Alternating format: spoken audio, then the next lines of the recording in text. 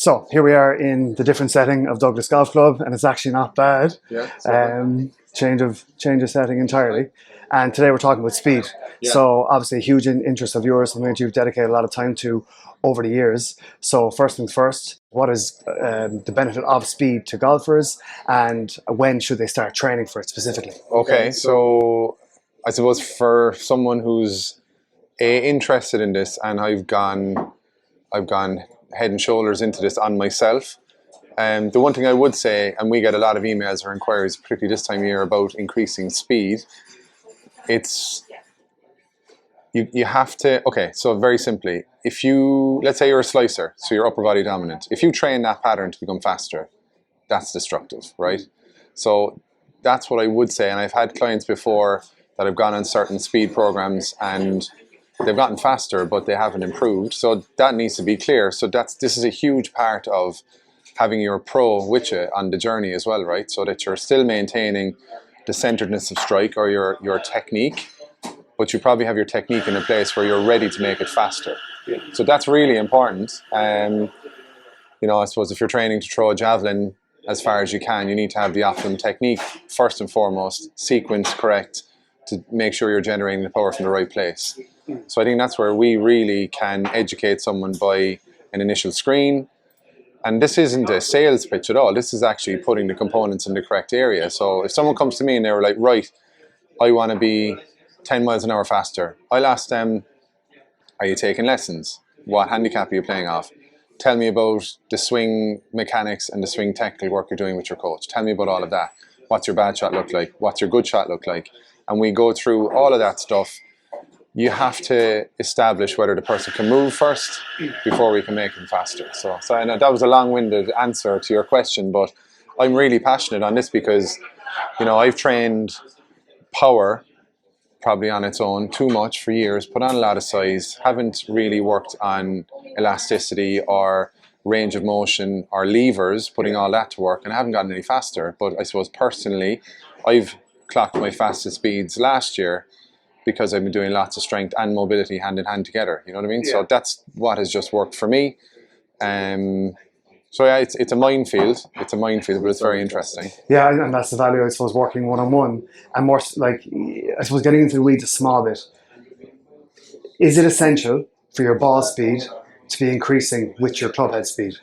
And what is the issue of those two not matching up? Good question, right? So if the brief is to move the club head as fast as we can, well then we can do things like super speed sticks programs, right? So there's no club on ball, there's no feedback, right? But if the brief, which is what I believe should be, that the ball increases speed, well then you've got a whole lot more components that need to be there for that. You have your speed program, you've got your mobility program, you've got your whatever those components are that suits you specifically to improve your output as an athlete or a human. But then you have putting the club on the ball near enough to the middle of the face, which is crucial, right? If it's misled and someone, let's go back to our friend who's a slicer, just solely goes on a speed crusade, he's going to get worse or she's going to get worse. It's just a fact. I love the super speed protocols. I love the stack protocols. I think people need to be careful when they jump in those because yeah, they're going to get spikes and they're going to get a little bit faster and they're going to feel the output needed is increased probably beyond what they've been used to doing before. But you really, really, really have to mind or be in a place where your technique is robust enough to support it, basically. Okay. Not a challenge, but what about the golfer who is as stiff as a board, but finds the centre face at all stages? We've all seen them, like that older golfer who nails their drive every single second. I'm thinking of one already who was in Portugal with us, who basically swung to his hip and swung to his other hip. And we were all like, literally, holy shit, how can he do that? I'd love to have a trackman behind him, and we're going to do it on the next trip because he's coming again. But he's probably so... he's probably just so accurate on his output. Basically, his smash is probably amazing. So his ball speed in relation to his club head speed is probably the North Star for most people. So that person is probably an easier one where you just need to monitor him gaining range of motion and probably practicing feeling a little bit uncomfortable, increasing the range of motion or the length of what happens before the ball to what happens after the ball, and see can he still maintain the same efficiency with his club on At what ball. point is a breakdown, essentially? That's the question.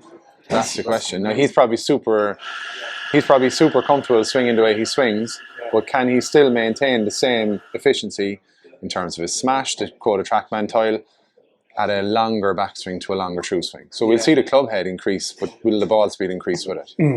Because I see a lot of those instances online, and I will compare that to the road rat from more of a running point of view, where they've been hammering the roads for donkey's years. If they increase their speed, if they change anything at all about their training, there could be a risk of injury. You know, so at what point, I suppose, at that point of breaking down, that's going to be why is he breaking down? What is the fault? And then where's the mobility restriction? Yeah, and this again comes back to changing a pattern. So back to that person with a hip-to-hip swing, and by God, this was a hip-to-hip swing. We were still saying, holy shit, how can he do this? So he's got a neuro pattern basically built in that's what he does. That's what his brain tells his body to do. If you skew that slightly, even on a crusade to increase speed, he's going to have to commit to a journey there. There's another podcast on this, but whether he does or doesn't, it's probably unlikely given the age of the person, the level of golf they're playing. No, some people are so committed that they will do it. But the challenge, and look, there are training techniques that you can get someone back to putting heat back in their strike, etc. But back to your couple of questions before, if we increase that guy's range of motion, his club head speed will come up. We're not so sure about his ball speed. Gotcha. That's down to his level, first and foremost, and probably his commitment, desire to go on a journey to change his pattern. Yeah, okay. And we've seen as well, especially online, people not complain, but kind of put focus on they've been using the speed sticks for a long time and they've plateaued. So for me, my head would ascend straight away, reverse it the whole way back to their foundation. And of course, they're going to get those initial speed gains from not changing training speed. But there's going to be a ceiling, given that it's central nervous system dominant anyway. It's more electrical. So it's going to have a natural brakes put on if they don't feel safe in those instances. That I suppose brings us to kind of a foundation of strength. Am I correct in saying? Yeah, I suppose again, coming back to my own examples, if I maintain a level of strength myself and maintain a level of flexibility, mobility, and then try and potentiate as much as I can in a given. Harrington would talk about he has it down to a number where he knows he'll peak, and I've seen it myself, and I've seen it with loads of clients. You'll get him up, and then there will be a plateau, and then there'll be a drop, and there's a disappointment. But I've already told them, look, this is the trend here. We're just looking for your 1 rep max. Okay, yes. You know what I mean? Yeah. And we're trying to track your 1 rep max as this journey goes along. Yeah. But it's what goes into peaking the 1 rep max is the key to all of this. Yeah. And then does the submaximal or the course, the gamer, come up with that? It should, and it does, but it takes a lot of consistency. But again, it comes back to what we were talking about at the start. There's a lot more to this than just grabbing a club and start to swing it. Now, different for a junior, I'd be saying juniors, smash it, just smash it. And fathers of juniors, before you get to pretty backswings and pretty this, that, and the other, fast as you can. You know what I mean? Like my own son, 3-year-old, he loves hitting balls off a tee. He's got a left-hand low grip at the moment. We're not going near that. He's got left hand above, so he's basically cack-handed, as they call it. But I'm just up in the sky, up in the sky, up in the sky, which gets him to push up. So he nails it then, and he loves it because he's getting a visual feedback. I'm behind him saying, up in the sky, which is essentially telling a 3-year-old to move the club as fast as he can. Yes. That's what he relates to that, and that's fun for him, right? Yeah. So if I progress that process eventually to a little, if I change his grip right now, show's over. Because he's uncomfortable, he's 3, he doesn't understand the whole brain to body to visual sensation gets completely skewed, and it's not fun for him anymore. Yes. Yeah. So there's that. But let's say to our adult client who is essentially playing with someone, and I'm going down another path now, There's so many golfers who are pretty good with their irons, who are pretty poor with their driver. Okay. So the ratio to output is completely imbalanced. That's technical. That's something technical. That's where you get your pro and you say, right, man, I am ripping it with my irons here, but I'm not having the same output, or I'm playing with a guy who I'm athletically more physical and capable than, and they're nailing it. Yeah. Back to our man with hip to hip, like. Yeah. So that would be a great example of someone who's super efficient by just a technique that the guy knows versus someone who's way more athletic, has a poorer technique, and then the outputs could be the same.